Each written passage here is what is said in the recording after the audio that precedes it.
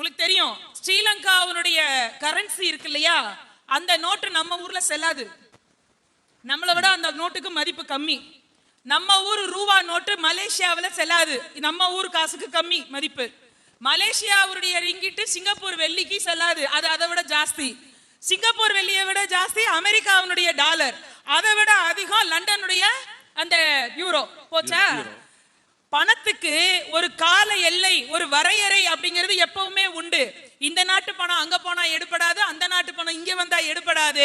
இப்படி நிறைய அதுக்கு பவுண்டரிஸ் உண்டுங்க. ஆனால் எல்லைகளை உடைத்தறிந்த ஒரே ஒரு வாக்கியம், நம் தமிழன் எழுதிய ஒற்றை வாக்கியம், உலக வல்லரசு என்று சொல்லிக்கொள்ளும் அமெரிக்காவில் இடம்பெற்றிருக்கிறதே, யாதும் ஊரே யாவரும் கேளீர் என்கின்ற நெறியான வாசகம். டாலராவது, யூரோவாவது, தினாராவது, வெள்ளியாவது, ரிங்கிட்டாவது எல்லாத்தையும் தாண்டி போச்சா இல்லையா? வந்துச்சு இல்லைங்க.